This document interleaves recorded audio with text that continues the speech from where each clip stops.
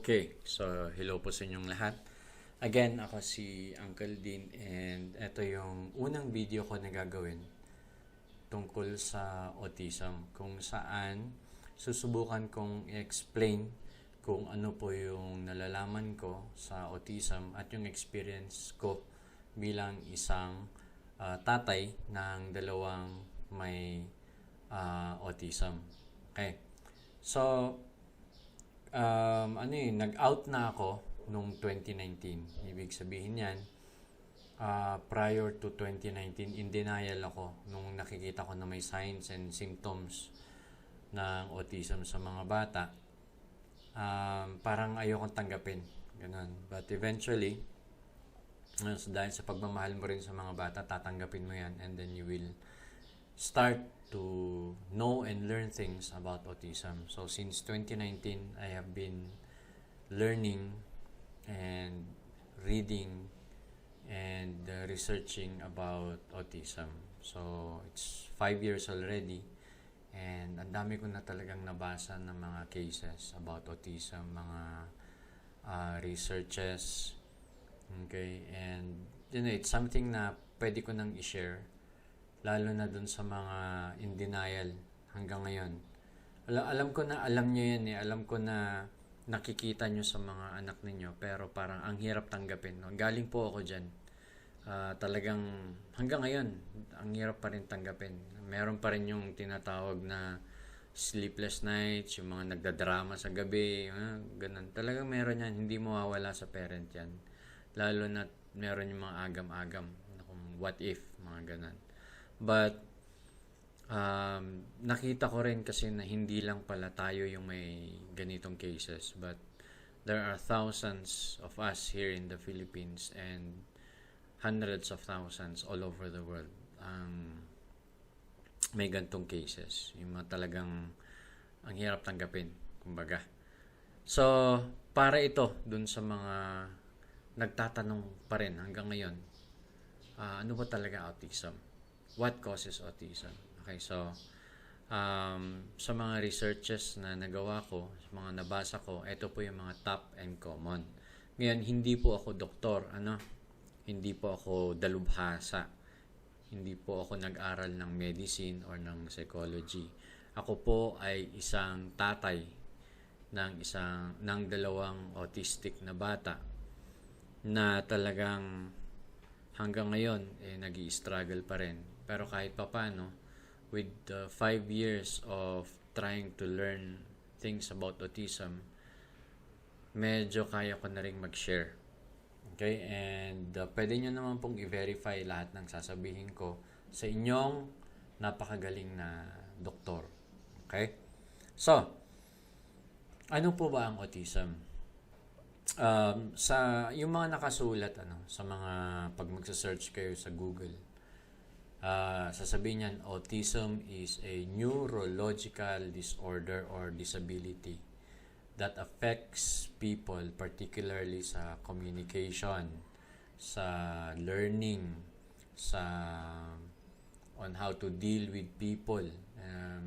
Tapos meron silang particular interest, yung mga ganun. Actually, madami kayong mababasa online about autism. Okay?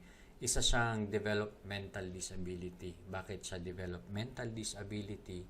Kasi usually nakikita yan sa bata pa lang, habang yung kunyari yung bata 2-year-old, 3-year-old, 4-year-old, habang nagde-develop pa lang siya, makikita mo na kagad na, ba't kakaiba? Ba't parang iba siya dun sa mga regular na bata?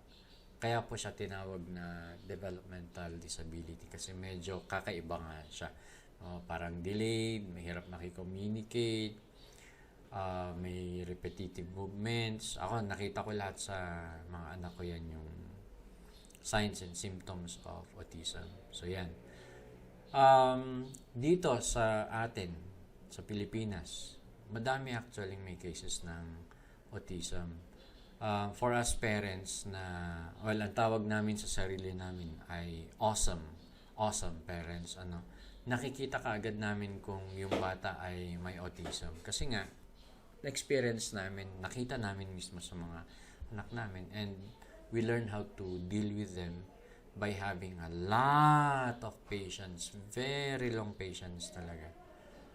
It takes time para mag-sink in yung paano how to care para sa mga batang may autism. Hanggang ngayon may struggle pa rin, syempre hindi mawawala yan, tao lang tayo, na-stress din tayo, alam niyo yan. But along the way medyo humahaba na rin yung patience natin. So yun po yung autism. Parang delayed yung bata. But parang hindi siya makapagsalita. Bakit parang mayroon siyang repetitions na ginagawa? Makikita niyo yung repetitions, hindi yung kumbaga yung clapping of hands, laging nagka-clap, or yung nagsisway yung hand, nagtitipto, may gustong pinapanood, just paulit-ulit lang, ganyan. Madaming makikita nyo naman yun. Sa Google, makikita nyo yun. Okay? Next. Saan galing ang autism? Ayan, napaka-heavy ng topic na ito kasi pag sinasabi natin saan galing ang autism or ano ba ang autism, ganun. Dapat pag-aralan natin to with an open mind. Okay, with an open mind kasi hindi lahat kayang tanggapin yung kung saan galing ang autism. Now, ang lagi kong sinasabi dun sa mga nagtatanong sa akin is walang may kasalanan. Andyan yan talaga, walang may kasalanan. And pangalawa is hindi kasalanan ng bata na pinanganak na may autism. Hindi naman nila kasalanan yun eh. In fact, binigay sa kanila yon na in a way na ayaw din nila kung tutuusin. Mas gusto rin naman nila na mabuhay ng normal. Become a regular child. Bakit kanyo? Kasi ang hirap kaya parang ina-outcast, iniiwasan ng mga bata, pinagtatawanan, binubuli. Iba eh. Hindi rin nila maintindihan bakit ganun yung treatment sa kanila. Okay, so hindi nila kasalanan na maging autistic sila. Ngayon, kung tanong, okay, saan ba galing ang autism? Now, this is a research na, well, parang nabasa ko many times over, hindi lang sa Philippines but also sa mga experiences and lectures galing din sa ibang bansa. Particularly sa United States, sa Canada, sa Hong Kong. Yung mga kwentuhan ba na bakit may autism? Saan galing autism? May laging tatlong lumalabas. Although, ngayon pa lang sasabihin ko na po sa inyo, hindi po siya bine-verify ng mga doktor or wala pa talagang final na finding kung saan galing ang autism. Kasi nga, sa tingin ko, iniiwasan nilang magkaroon ng social disorder o sisihan between parents. Ganun. So, hanggang ngayon, wala pa talaga. Ayaw nilang sabihin. Pero may tatlong lumalabas kung saan possible or anong cause ng autism. Pangatlo usually ay drugs. Ayan. So, sinasabi nila ay baka nagkaroon ng kakaibang o affected yung bata dahil yung nanay drug addict, ganyan, or yung tatay drug addict, ganyan, or yung mga parents ay gumagamit ng pain reliever or injections or whatever. Okay, kumbaga drugs. So nagkakaroon daw ng disability, mental disability dahil sa kakatake ng drugs ng both parents. Yan. Okay, so yun yung lagi lumalabas. Pangatlo, drugs. Ano yung pangalawa? Environment. So kaya siguro nagiging ganyan yung mga bata kasi dahil dun sa environment na kung saan sila nagawa. Magulo, toxic yung environment, or kunyari yung kinakain, hindi kumakain ng masustansyang pagkain, puro fast food, puro taba, puro junk food, ganyan. So part ng environment yun, the foods that we eat, the area kung saan tayo nag-stay, kunyari part ng environment is yung ang pangit na area kung saan ka magbubuntis, yung like puro chismisan, puro siraan, or kunyari napaka toxic dahil kunyari ang daming pesticides, ganyan. So part daw ng developmental delay or disorder ng mga bata ay dahil sa pinanggalingang environment. So, okay. Pwede siguro. Okay. Ano yun mga pwede. Ayan. And then, ano yung number 1? It's genetic history. Pag sinasabi nating genetic history, okay, present yung may mental disability for each generation. So, ibig sabihin yan, pag ititrace nyo yung per generation ninyo, paakyat, merong cases. Like, kunyari, from you, ikaw na parent ngayon. Tignan mo yung parents mo or yung mga cousins ng parents mo. Meron bang cases ng mental disability doon?